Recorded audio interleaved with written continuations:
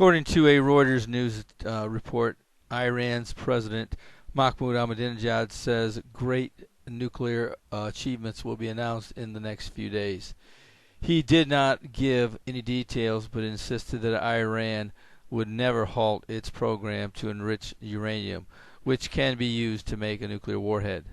Mr. Ahmadinejad was speaking at a rally in Tehran as Iranians mark the 33rd anniversary of the Islamic Revolution. He also promised that Iran would never yield to the West if it continued to use the language of force and insult. Last week, President Barack Obama said the United States would work in lockstep with Israel to prevent Iran developing nuclear weapons. He said Israel's government was rightly very concerned about Iran's nuclear program, but added that he did not believe it had decided whether to launch a military strike. Many in the world of Bible prophecy believe that Iran is on the verge of creating a nuclear weapon, and that Israel could very well be on the doorstep of deciding to attack Iran to wipe out its nuclear program. As we know from various news reports, even if Israel were to attack Iran's facilities, it would only set them back a number of years instead of a more of a permanent setback. Frankly, I believe that Israel is bluffing, that there probably will not be an attack. Of course, that's speculation on my part, but all of the intelligence reports that I have read is that Israel will not be attacking Iran anytime soon.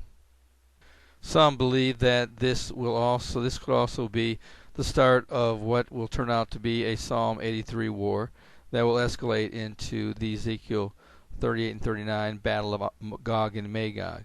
Whether or not that is true is still to be played out.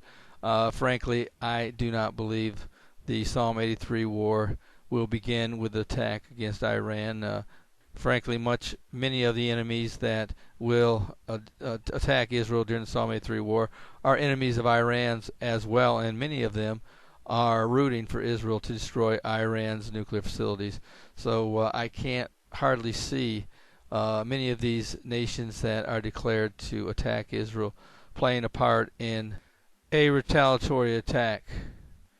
It's more likely that a Psalm 83 war will come out of the results of the Arab Spring.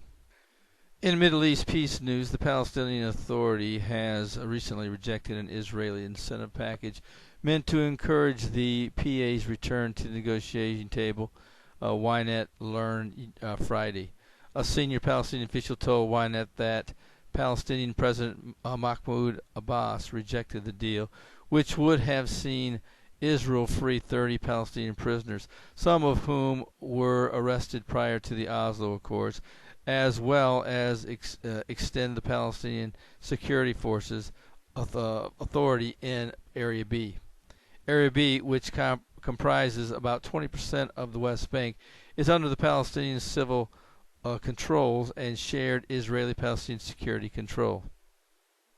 Even though the Palestinians are not cooperating in the peace accord at this point in time, it's clear that Israel is at some point ready and willing to give up some or all of the West Bank, which proves that they have an innate interest in making this peace deal a reality as soon as possible.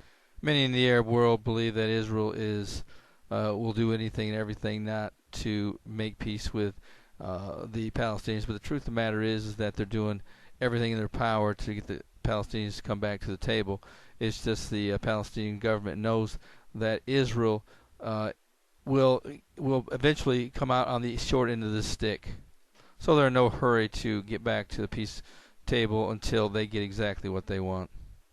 They also know that eventually the international community will insist that Israel make very difficult and painful concessions in order for this peace deal to come to fruition.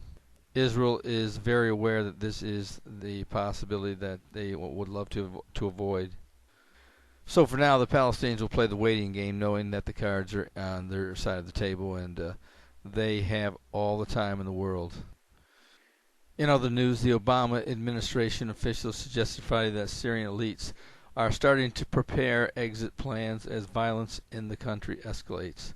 State Department spokesman Victoria Nuland would not go into detail when asked about the movement of elite Syrians, including those considered to be backers of President Bashar Assad. However, she said, "At this point, let me just assert that we are beginning to see this trend accelerate." Two U.S. officials also told the Associated Press on Friday that one Assad family member has moved large amounts of money out of the country to avoid U.S. and other sanctions on the country and provide a nest egg for a life in exile. Similarly, a senior member of Assad's national security circle has very recently left the country and appears to have settled abroad, they said. This is Terry Malone with the Calvary Prophecy Report.